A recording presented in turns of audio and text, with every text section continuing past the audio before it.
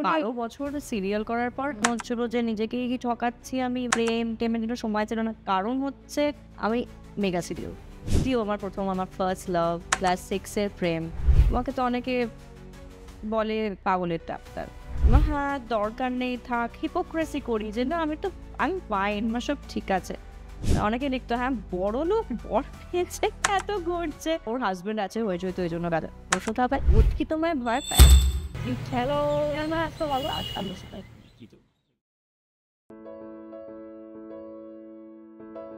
আনন্দবাজার.com-এ আপনাদের সকলকে স্বাগত। আমি অনস্বর রয়েছে আপনাদের সঙ্গে, আর আমার সঙ্গে আজকে খুব মিষ্টি একজন মানুষ রয়েছেন, সন্দীপ দাদি। কেমন আছো বলো? খুব ভালো আছে। আচ্ছা, তুমি তো সবার মনের খবর রাখো, মন ভালো রাখার কাজ করো, তো তোমার মন ভালো রাখার রসদ কি? দেখো, মন ভালো রাখার রসদটা একদম ভেতরেই থাকে। আমাদের যে একদম সেন্টার আছে ভেতরে মনের মধ্যে, সেই সেন্টারটা যাতে পিসে থাকে, সেটা থেকেই মন ভালো থাকে। এটা বলো যে মানে অনেকেই অনেক সময় ডাউন হয়ে যায়, মানে ডাউন হয়ে যায় বলতে অনেক সময় অনেক কিছু হয়, মন খারাপ হয়, অনেক সময় বলতে পারে না কাউকে। তো তাদের জন্য কি টিপস দেবে, মানে কিভাবে নিজেকে মানে মোটিভেট করতে হয় আর কি? দেখো, মন খারাপের কারণ কি সেটা খুব ইম্পর্টেন্ট। তো এটা না সবটাই পার্সন টু পার্সন ভ্যারি করে। এবার সেটা সবসময় সেটাই ডিপেন্ড করছে যে কার জন্য হচ্ছে। আমার মনে হয় শেয়ার করা খুব দরকার, একদম কাছের মানুষের কাছে শেয়ার করাটা খুব দরকার। এমন 2-1জন মানুষ প্রত্যেকটা মানুষের জীবনে থাকা উচিত যাদেরকে সে শেয়ার করতে পারবে। এবার তারা খুব ইন্ট্রোভার্ট হলে অনেক সময় মানুষ শেয়ার করতে পারে না, বলতে পারছে না। থেকেও বড় কথা যেটা হয় যে মানে হয়তো এমন কিছু যেগুলো, আর এইটা নিয়ে তো এখনো ট্যাবু রয়ে গিয়েছে। ডেফিনেটলি বাবা, আমি তো যে কি ফেস করেছি, আমাকে তো অনেকে বলে খিল্লি করে পাগলের ডাক্তার। তো এই মানে খুব দুঃখজনক, জানো তো এটা, মানে এবং এটা যে শুধুমাত্র অদ্ভুতভাবে আমি আমার এক্সপিরিয়েন্স থেকে বলছি, শহরে যেন একটু বেশি। তার কারণ হচ্ছে আমি যখন ইউনিভার্সিটিতে প্র্যাকটিস করতাম, তখন আমাদের ইউনিভার্সিটিতে প্রচুর গ্রাম থেকে অনেকেই মারা তাদের বাচ্চাদের নিয়ে আসতো, এবং তারা বলতো কনসিয়াস যে আমার বাচ্চার একটা এরকম সমস্যা হচ্ছে, হয়তো ADHD হয়েছে, তো প্রবলেম হচ্ছে, তো আমি নিয়ে এসছি। মানে তারা বলতো কনসিয়াস যে এরকম একটা জিনিস হতে পারে, তার মেন্টাল হেলথের কিছু প্রবলেম হতে পারে। কিন্তু শহরের ক্ষেত্রে কি হয়, আমরা এত বেশি সিউডো যে হ্যাঁ দরকার নেই, থাক, হিপোক্রেসি করি যে না আমি ফাইন, আমার সব ঠিক আছে। তো ভেতরটা হয়তো মানে খুব খারাপ অবস্থা, বাট সেটা সাইকোলজিস্টের কাছে যাব, এটা নিজেকে বোঝানোটা অনেকেই পারেন না, এবং লোকে কি বলবে এটা ভাবতে ভাবতে তার জীবনের অর্ধেকটা সময় চলে যায়। হ্যাঁ, মানে শরীর খারাপ হলে ডাক্তারের কাছে যাবো, মন খারাপ হলে যাবো না, মানে ওটার জন্য যে একটা প্রপার চিকিৎসা আছে এটা ভাবতেই টাইম চলে যায়। মানে সাইকোলজিস্টের কাছে যাওয়া মানেই যে পাগল হয়ে যাওয়া, সোকল্ড পাগল, ইটস নট লাইক দ্যাট। আমাদের যেরকম স্ট্রেসফুল লাইফে আমরা মধ্যে দিয়ে আমরা যাচ্ছি কন্টিনিউয়াসলি, সেখানে আমাদের অলওয়েজ নিজের মাইন্ডটাকে ওই কম্পিউটারে রিফ্রেশ বাটন প্রেস করার মতো একটা দরকার হয়, তা নাহলে জাঙ্ক এত জমে যায় যে মাথাটা ব্লক হয়ে যায়। তো সেই ক্লিয়ার করাটা খুব দরকার আর কি। তার জন্য একটু মানুষ যদি কনসিয়াস হন এবং আমরা রেগুলার হেলথ চেক আপ করি, তার সঙ্গে মেন্টাল হেলথটা যদি একটু চেক আপের মধ্যে রাখি, আমার মনে হয় মানুষ অনেক বেটার থাকবেন। অভিনয় করার পাশাপাশি বলছি, মানে তুমি মনোবিদ, তার পাশাপাশি তুমি ডান্স করতে খুব ভালোবাসো, তো তোমার পেশা চুজ করার ক্ষেত্রে কখনো মনে হয়েছিল যে না এটা করি? বা ডেফিনেটলি, মানে ফার্স্ট অফ অল আমার তো অভিনয় করাটাই হঠাৎ করে। তো যখন কাজের অফার আসে তখন আমি ফার্স্টে তো নাই বলে দিয়েছিলাম যে আমি পড়াশোনা করব। আমার খুব ইচ্ছা ছিল HR ম্যানেজার হব কোনো একটা কোম্পানিতে। ইট ওয়াজ মাই ড্রিম আর কি। তো যাই হোক, সেটা ভগবান অন্য কিছু লিখে রেখেছিলেন, এবং আমি আসি, আমার কাজটা ভালো লাগে, আমি কন্টিনিউ করি, তার সাথে সাথে পড়াশুনো করি, আমার একটা দিকও খোলা, ডেফিনেটলি দুটোকেই ব্যালেন্স করে চলার চেষ্টা করি। আর ডান্সটা তোমার প্যাশন, যেটা আমি 2.5 বছর বয়স থেকে করে আসছি, এবং মন ভালো রাখার আর একটা খুব গুরুত্বপূর্ণ বিষয় হচ্ছে আমার নাচ। তো সেটাও খুব ভালোভাবে, ও তো মানে ভীষণ আমার সঙ্গে জড়িয়ে আছে আর কি। আর ফটোগ্রাফি করাও আমার খুব ইচ্ছা, মানে খুবই আর কি নেচারের মধ্যে খুব ছোট ছোট জিনিস বা মানুষের মধ্যে খুব সিম্পল রিয়াকশনস আমার ছবিতে আনতে আমার খুব ভালো লাগে। আমার ছবি তুলতে খুব ভালো লাগে, আমার ভালো ছবি তুলতে পারলে আমার মন খুব ভালো লাগে। এবং আমার মনে হয় এই যে মনোবিদ সত্তাটা কোথাও গিয়ে অভিনয়ের ক্ষেত্রে হেল্প করে, কারণ বিভিন্ন চরিত্র তো ডেফিনেটলি খুব হেল্প করে আমাকে। ইনফ্যাক্ট আমার ডান্স এবং সাইকোলজি দুটোই অভিনয়ের ক্ষেত্রে খুব হেল্প করে। তো কি হয়, কোনো একটা চরিত্র অ্যানালাইজ করতে অনেক সুবিধা হয়, একটা চরিত্রের ভেতরে ঢুকতে এবং তার ক্যারেক্টার গ্রাফটা বানাতে এবং সে এর আগে কি ভাবছে তারপরে কি ভাবছে এই জিনিসটা পড়তে আমার সুবিধা হয়েছে। আর নিজের মন খারাপ হলে নিজে কাকে বলো বা কার কাছে যাও? ডেফিনেটলি আমার মা বাবা কিংবা আমার হাজব্যান্ড সঙ্গে। তো আমার খুব ক্লিয়ার, আর আমার মন খারাপ হলে মনের মধ্যে রেখে দিতে পারি না, সে যাই হোক না কেন। আচ্ছা, আমি শেয়ার করি এবং শেয়ার করি হালকা হয়ে যায়। সো একটু ডিসকাস করে নিলেই বিষয়টা ঠিক হয়ে যায়। আর সৌম্য আমাকে খুব ভালো করে বুঝিয়ে দেন, মা বাবাকে যখন বলি তারা খুব ভালো করে বুঝিয়ে দেয়, তো আমার চাপ হয় না খুব একটা। ইন্ডাস্ট্রির বন্ধু বান্ধবরা সমস্যা হলে তোমাকে বলে? হ্যাঁ বলে, অনেকেই বলে, মানে বন্ধু বান্ধব না যারা শুধুই চেনা ইন্ডাস্ট্রিতে, তারাও অনেক সময় আমার কাছে ফোন করেছে, আমার কাছে এসেছে। তো হ্যাঁ, প্রচুর নর্মাল যারা মানে এমনি নর্মাল পেশেন্ট বা ক্লায়েন্ট যারা আসে, আমি প্রথম দিকে যখন প্র্যাকটিস করতাম ভাবতাম যে এটা একটা খুব বড় সমস্যা হতে পারে, অনেকে ভাবতে পারে যে আচ্ছা অ্যাক্টর সন্দীপ্ত সেনকে দেখার জন্য চলে আসতে পারে, বাট না, থ্যাংক গড আমার কাছে সেটা হয়নি। এবং মানুষ যারা আমার কাছে এসছেন সিরিয়াসলি তাদের প্রবলেম শেয়ার করেছেন, এবং সেখানে কোথাও একটা আমি ওই র্যাপোটা এস্টাবলিশ করতে পেরেছি যেখানে মানুষ আমাকে সাইকোলজিস্ট সন্দীপ্তা হিসেবে সেই মোমেন্টে দেখেছে। আমি অ্যাক্টর সন্দীপ্তা সেনের সত্তা নিয়ে যদি বসে থাকি থেরাপি করার সময়, তাহলে তো সেই উল্টো দিকের মানুষ ওই একটা অটোগ্রাফ নিয়ে পালিয়ে যাবে, একটা সেলফি নিয়ে পালিয়ে যাবে, কিন্তু সেটা আমার সঙ্গে হয়নি। মানে আমি পুরো দুটো জায়গা আলাদা। মানে কখনো কেউ যদি আমার কাছে অ্যাজ এ সাইকোলজিস্ট আমার সঙ্গে দেখা করতে আসে, আমার তখন পুরো বিষয়টাই আলাদা হয়। একদম ছোট পর্দা থেকে তোমার শুরু জার্নি, তো সেই জায়গাটা কতটা মিস করো, মানে ওই সিরিয়ালের দিনগুলো? লাকিলি আমি যে সিরিয়ালগুলো করেছি এতটাই হিট ছিল যে মানুষ আমাকে এখনো সেই সিরিয়ালের নাম ধরে অনেকেই ডাকেন। মিস করার তো জায়গা নেই, টাচউড, মিস করিনি এখনো কখনো, কারণ মানুষ প্রচন্ড ভালোবাসায় ভরিয়ে রেখেছেন আমাকে। সিরিয়ালে যেটা হয় যে নিজের জন্য সময় খুব কম পাওয়া যায়, সারাদিন একটা ওই জন্য পেরে উঠছেন আপনারও, মানে খুব ডিফিকাল্ট। আর টানা যেহেতু তোমার একটা কাজ, যখন 12 বছর সিরিয়াল করার পর আমি আর পারছিলাম না, মানে আমার নিজের জন্য তো সময় পাচ্ছিলাম না, তার উপরে নিজের কাছে নিজে মনে হচ্ছিল যে নিজেকেই ঠকাচ্ছি আমি। মানে আমি এক্সপেরিমেন্ট করতে চাই নিজের উপর, আরো দেখতে চাই আমি কি পারি না, সেটাতে একটা খুব বড় গ্যাপ হয়ে যাচ্ছিল। তো এই জন্যই আরো বেশি এই গ্যাপটা নেওয়া এবং অন্য রকম ট্রাই করা। এবং এগুলোর জন্য আমার মনে হয় নিজেকে মেনটেন করাও খুব জরুরি। মানে সেটা ধরো মানসিক দিক দিয়ে যেটা বললাম, পাশাপাশি শারীরিক দিক, মানে ধরো নিজেকে টোন রাখা বা খাওয়া দাওয়া, একটা ডায়েট প্রপার ফলো করা, সেগুলো কি করো? হ্যাঁ দেখো, আমি ধরো ঘুরতে গেছিলাম মাঝখানে, আমি 1 তারিখ ফিরলাম, 16 দিনের জন্য ঘুরতে গেছিলাম ইউরোপে। তো ন্যাচারালি সেখানে গিয়ে যদি আমি ডায়েট করি, সেটা আমার ঘুরতে যাওয়াকে অপমান করা হয়। বাট হ্যাঁ, আমি এমনিতে তো ডায়েট কন্ট্রোল করি, মানে আমি খুব নর্মাল জিনিস খাই, বাড়ির খাবারটা বেশি প্রেফার করি, বাইরে ঘুরতে গেলে করি না। সপ্তাহে 1 দিন চিট ডে থাকে আমার, কারণ আমি খেতে খুব ভালোবাসি, মানে খুব পছন্দ করি। এবং দেখো এই বয়সে খাবো না তো কবে খাবো? বয়স হয়ে গেলে যদি শরীরে কোনো সমস্যা হয়, তার জন্য ডাক্তার 10টা জিনিস খেতে বারণ করবে। তো আমার এই যে জীবনে খাওয়া বলে একটা ভীষণ ভালো জিনিস, সেটা কোথায় যাবে? আত্মাকে তৃপ্তিও তো করতে হয় বলো, তার জন্য সপ্তাহে 1 দিন থাকে। তো এই যে বিভিন্ন জায়গা এক্সপ্লোর করা, তুমি ঘুরতে খুব ভালোবাসো, সেটা একটু বলো, মানে কি তোমার ড্রিম ডেস্টিনেশনস রয়েছে?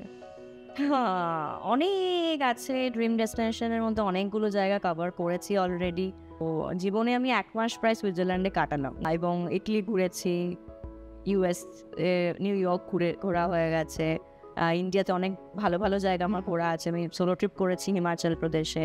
তো আমার সময় লিস্টটা অনেক লম্বা, বুঝেছো? তো সেই লিস্টটা বয়সকাল অব্দি পূরণ করতে থাকবো। সৌম্যদা মনে হয় খুব চুপচাপ, মানে যতটুকু আমরা দেখে বুঝি। তো বন্ধুদের মধ্যে খুবই কথা বলে, আমার সঙ্গে খুবই বকবক করে, এমনিতে শান্ত এবং শান্তিপ্রিয় মানুষ। এবং তোমরা মানে সবকিছু শেয়ার করো নিশ্চয়ই? কথা বলবে আমরা দুজনে সব শেয়ার, এবং এই কথা বলাটা খুব জরুরি, মানে যেটা বারবারই বলা হয় দুজনের মধ্যে। হাজব্যান্ড ওয়াইফ ব্যস্ত থাকতে পারি আমরা, কিন্তু এই যে কথাটা যদি না হয় না, তাহলে একটা খুব বড় গ্যাপ তৈরি হয়। এবং আমরা দুজন পারি না, মানে আমাদের সপ্তাহে একটা দিন থাকে যেখানে আমি আর সৌম্য সারাটা দিন টাইম স্পেন্ড করি একসঙ্গে। তবে তোমার কখনো মনে হয়েছে যে আরো বেশি কাজের অফার আসা উচিত ছিল, নাকি তুমি বেছে করো? আমি এমনিতে খুবই বেছে কাজ করি, সেটার কোনো মানে বলার অবকাশ রাখি না। কারণ হ্যাঁ, আমার মনে হয় যে মানুষ যখন এত ভালোবাসা দিয়েছে, আমার একটা দায়িত্ব আছে তাদের ওপর, যে এমন কোনো কাজ করবো না যেটা মানুষের ভালোই লাগবে। হ্যাঁ, এবার যদি তুমি সিনেমার ক্ষেত্রে বলো, হ্যাঁ ডেফিনেটলি আরও বেশি তো কাজ আসা উচিত ছিল। এবার দেখো ইন্ডাস্ট্রিতে অনেক রকম ব্যাপার থাকে, তো ডেফিনেটলি তার মধ্যে কোনো কারণের জন্য সেটা বেশি হয়। মানে তুমি কখনো এটা নিয়ে ভেবেছো যে কেন বা কি তো পিআর বা সেই জন্য কি? পিআর করাটা যে এক্স্যাক্টলি কি আমি জানি না। আমি আগে যেতাম না পার্টি পার্টিতে, তারপরে তো ইভেন্টসে যাই, পার্টিতে যাই। আমার কলকাতার মোটামুটি সব ডিরেক্টরস আমাকে বলেছেন যে তোর সঙ্গে কাজ করতে চাই, কি ভালো অভিনয় করিস। তো সেটা তারপরে তো আর সেরকমভাবে হয়নি। এবার হয়তো হবে, আমি ওয়েট করছি। অসুবিধা তো কিছু নেই, কারণ আমি যে কাজগুলো করছি সেগুলো খুব প্রমিনেন্ট কাজ। কিলবিল সোসাইটিতে যদি আমরা দেখি, সেটাতেও একটা খুব ইম্পর্টেন্ট ক্যারেক্টার তুমি করেছো এবং সেটা মানুষের খুব ভালো লেগেছে। দেখো সৃজিতদাই তো আমাকে ফোন করেছিলেন এবং সৃজিতদা যখন বলেছিলেন যে সন্দীপটা শোনায় না, তুই হতে পারবি, আমি আর কাউকে পারছি না, এটা তুই, এবং তোকে এটা করতে হবে। আমি প্রথমে একটুখানি মানে ভাবছিলাম যে করবো কি করবো না। আমাকে বলে তোকে স্পেশাল অ্যাপিয়ারেন্স দেওয়া হবে। তারপরে যখন স্ক্রিপ্টটা শুনলাম আমার মনে হলো যে না, আমার এটা করা উচিত, কারণ এতটাই পাওয়ারফুল সিনসগুলো, প্রত্যেকটা সিন এত বেশি পাওয়ারফুল সিন ছিল, আমার মনে হলো যে I should do this project. ভূত ভয় পাও তুমি? ভূতে ভয় পাও? প্রশ্নটা এরকম হবে না, প্রশ্নটা ভাই ভূত কি তোমায় ভয় পায়? আচ্ছা, ভূত কি তোমার ভয় পাও? আমার মনে হয় ভূত আমায় ভয় পায়, তাই জন্যই আমাকে দেখা দেয়নি কো। আচ্ছা, তুমি কখনো কোনো কিছু এক্সপিরিয়েন্স করোনি? ছোটবেলায়ও না? ভূত পূর্ব নিয়ে মানে যখন কথাবার্তা হচ্ছে তখন তো নিশ্চয়ই এই কোয়েশ্চেনটা তোমার কাছে অনেকবার এসছে। কারণ আমরা ধরো বারুইপুর রাজবাড়িতে শ্যুট করেছি আমার গল্প শিকারটা, এবং সেখানে যখন শ্যুট হয়েছে আমাদের, আমি অন্ধকার বিভিন্ন ঘরে একা একা দাঁড়িয়েছিলাম যদি বাই চান্স ভূত দেখতে পাই, বাট আনফর্চুনেটলি পাইনি। এবং বিভিন্ন কবরস্থানে আমি অনেক ছোট থেকে ঘুরি, আমার বাড়ির পাশেই কবরস্থান ভবানীপুর সিমেটারি, ওরবার দেখা পাইনি। আর কি করা যাবে বলো, ভয় আমি পাই না, আমি ভয় দেখাই। আমি অনেক ছোট থেকে লোকজনকে ভূতের ভয় দেখিয়েছি, অন্ধকারের মধ্যে টর্চ নিয়ে দাঁড়িয়ে আছি এরকম হঠাৎ করে, এরকম বিভিন্ন সময় বিভিন্ন মানুষ ভয় পেয়েছে, মা বাবার কাছে বকা খেয়েছি। বাবা আমাকে দিয়ে একটা সময় প্রমিস করিয়েছিল তুই আর ভয় দেখাবি না লোককে, বাট আমি 1 বছর থেমেছিলাম, তারপরে বেশি দিন থামতে পারিনি। এটা আমার ভেতরে রয়েছে, এটা কিছু করার নেই, প্লিজ ডোন্ট জাজ মি। তাহলে তো হরর সিনেমা দেখে তোমার আই লাভ, আমি আর সময় দুজনেই খুব ভালোবাসি, তাই জানো। সোশ্যাল মিডিয়া তো এখন একটা প্ল্যাটফর্ম যেখানে সবাই সবার কাজ শেয়ার করছে এবং তার পজিটিভ নেগেটিভ দুটো দিকই আছে। তো তুমি কিভাবে দেখো? তো নিজের ফ্রাস্ট্রেশন বলো, নিজের ডিপ্রেশন বা নিজের এটাকে ইমোশনটাকে, নেগেটিভ ইমোশনটাকে বের করার একটা দারুণ প্ল্যাটফর্ম, এবং সেখানে মানুষ সেটা বের করছেন। এবং প্রচুর, দেখো মানে 80% ভালো হলে 20% খারাপ সব কিছুতে হয়। আমার কমেন্ট বক্সে 3টে নেগেটিভ কমেন্ট থাকলে 100টা পজিটিভ কমেন্ট থাকে। এবার আমি কি নেগেটিভের দিকে কনসেন্ট্রেট করবো না পজিটিভের দিকে? এরকম অনেক মানুষ আছে যে নেগেটিভ কমেন্ট করলে তাকে যদি রিপ্লাই দেওয়া হয়, তখন আমাকে বলেছে যে এই তো ম্যাডাম, আমি এই জন্যই আপনাকে নেগেটিভ কমেন্ট করেছিলাম যে নেগেটিভ রিপ্লাই দেখে আপনি রিপ্লাই দেবেন। তো এটাও একটা ধরন, যদি আসে আমার খুব মজাই লাগে আর কি। এবং কিছু কিছু ক্ষেত্রে একটু দুঃখ হয়, কারণ সেই মানুষটা ভালো নেই যে নেগেটিভ কমেন্টটা করছে। হয়তো একজন মানুষ গরমে ঘামতে ঘামতে অটোর লাইনে দাঁড়িয়ে আছে, ইনস্টাগ্রাম স্ক্রোল করছে, দেখছে আমি সুইজারল্যান্ডে বরফে ঘুরছি, রাগ হতেই পারে, ইটস ওকে। তখন যদি তিনি রেগে গিয়ে দুটো খারাপ কথা বলেছেন, দ্যাটস ফাইন। তার খারাপ সময়, মানে একটা খারাপ ফেজের মধ্যে দিয়ে আছে, একটা ওই মোমেন্টে উনি খারাপ আছেন বলে উনি লিখে ফেলেছেন, দ্যাটস ফাইন। সেটাকে নিয়ে আমি আমার মন কেন খারাপ করবো? ধরো আমি 18 বছর ধরে অভিনয় করছি, তার আগে আমি ইভেন্ট ম্যানেজমেন্টে কাজ, জীবনে তো ইনকাম করেছি, মানে করছি, রাইট? মানে এমন তো নয় যে আমি কাজগুলো ফ্রিতে করছি।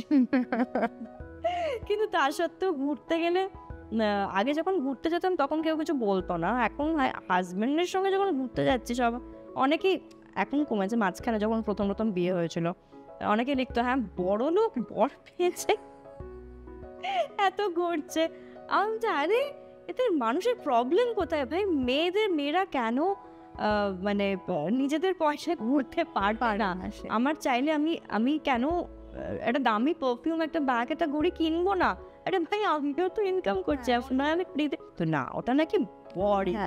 তো কাজের ক্ষেত্রেও আমার মনে হয় শুনতে হয়েছে তোমার। হ্যাঁ ডেফিনেটলি যে হ্যাঁ ওর হাজবেন্ড আছে, হয়েছে তো এই জন্য কাজ। Absolutely not. তাহলে তোমার সব কাজ করা উচিত ছিল। ভেরি স্টুপিড, স্টুপিডই বলবো, কারণ যারা বলে তাদের, দেখো একটা হতে পারে যে একটু পরপর কাজ করছি বলে কারণ জেলাসি হলো, সেখান থেকে একটা বলতে পারে যে হ্যাঁ ও তো ওর জন্য পাচ্ছে, আর একটা হতে পারে যে ও মেয়ে তো আরে বলে দাও, যেটা হয়ে থাকে। যেমন যেরকম আমি আমার পয়সায় ঘুরতে পারি না, বরের পয়সা ঘুরি, তো এই যে আরেকটা সময় হচ্ছে বিতর্ক, মানে অভিনেতা অভিনেত্রী মানে বিতর্ক তাদের নিয়ে হবেই, এবং কোনো না কোনোভাবে সেটা লিঙ্ক করে দেওয়া হয়। তোমার ক্ষেত্রেও একবার রাহুলদাকে নিয়ে অনেক কথা উঠেছিল, তখন কিভাবে ডিল করেছিলে? কীভাবে ডিল করেছিলাম, ইট ওয়াজ ভেরি নর্মাল, লাইক লোকে বলছে ঠিক আছে, প্রথম দিকে বোঝাবার চেষ্টা করেছিলাম যে না এরকম কিছু না, তারপর দেখলাম কেউ মানতেই চাইছে না, আমি তাহলে আর কি বলবো, কিছু বলার নেই। হ্যাঁ, মানে ইন্ডাস্ট্রিতে কারোর সাথে যদি বন্ধুত্ব হয় সেটা কোথাও গিয়ে একটা সম্পর্কের নাম। দেখো সেটা তো ডেফিনেটলি, মানে আমি যদি কারোর সঙ্গে একটা ছবি দিই, ব্যাস দেখেছো কিছু একটা ব্যাপার আছে, তো এগুলো দেখো এগুলো তো চলতেই থাকে। এগুলো তোমার সেই পাড়াতেও আমি যখন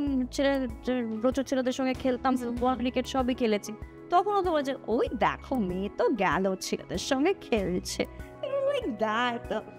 ওকে সোসাইটিতে এগুলো হতেই পারে। তো এগুলো নিয়ে এত বেশি মাথা ঘামিয়ে না, মানে আমি নিজে খুব শান্তিপ্রিয় মানুষ, ওখানে খুব প্র্যাকটিক্যাল, তো আমার এগুলোতে বেসিক্যালি কিছু এসে যায় না। যদি ভালোবাসার সম্পর্কের ক্ষেত্রে বলি, কোন 3টা জিনিসের উপর সম্পর্ক টিকে থাকে বলে তোমার মনে হয়? বিশ্বাস, ট্রান্সপারেন্সি, আর ভালোবাসা। ভালোবাসা, অনেস্টি, ট্রান্সপারেন্ট হতে হবে। আর প্রত্যেকটা মানুষের জীবনেই একটা সময় আসে যখন ধরো প্রথম ভালোবাসা যেটা হয় সেটা তো থাকে না সবার জীবনে। খুব লাকি মানুষ যারা, তারা আমার যে প্রথম ভালোবাসা তার সঙ্গে আমার দেখাই হয়নি, শাহিদ কাপুর। আমি সত্যিও আমার ফার্স্ট লাভ, ক্লাস 6-এর প্রেম। আপু মে তেরা এই চায়রা রিলিজ হয়েছিল, কিছু করার নেই, দেখাই হলো না এখনো অব্দি। কিন্তু আমি যদি মানে রিয়েলিটি বলি, মানে এটা তো ধরো আমাদের ক্রাশ সকলের, না এটা ক্রাশ না, আমার রিয়েল প্রেম। আচ্ছা, মানে কিছু করার ভেবেছিলে কোনোদিন দেখা হবে?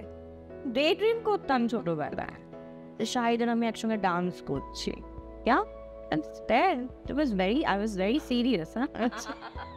আমি না খুব টম বয়স ছিল আমার, ফাইভে হয় না, এত ছোট বয়স থেকে কাজ করছে, তো like I was like very কুল, মানে সব প্রেম টেমের কোনো সময় ছিল না। কারণ হচ্ছে আমি মেগা সিরিয়াল, তো কারণ হচ্ছে মেগা সিরিয়াল করার সঙ্গে সঙ্গে পড়াশোনা, এবং দুটো একসঙ্গে করার পর আমার জীবনে আর সময় ছিল না, মনে হতো 24 ঘন্টার বদলে আর একটু টাইম বেশি থাকলে আমার ভালো হয়, তো সেটাই ছিল, মানে সেরকমভাবে বড় করে আর কি সম্পর্কটা হয়। তো তুমি যেরকম মানুষ চাইতে সেরকম মানুষ আজকে তোমার সঙ্গে রয়েছে, এবং তোমরা খুব খুশি, সেটা দেখলেই বোঝা যায় সোশ্যাল মিডিয়া। হ্যাঁ, টাচউড একদম। তুমি, কারণ আমি যেরকম আছি সেভাবে আমাকে সময় ভালোবেসেছে, এবং আমি যেরকম আছি তাতে আমি খুশি আছি। আচ্ছা, সময় আর কিছু চেঞ্জ করতে চাও না? একদম ঠিকঠাক, একদম। খুব ভালো থাকো, thank you so much. Anushka, thank you so much, তোমার সঙ্গে আমার অনেক দিন ইন্টারভিউ পেন্ডিং ছিল, ফাইনালি এটা হলো, খুব ভালো লাগলো আড্ডা মেরে, থ্যাংক ইউ সো মাচ।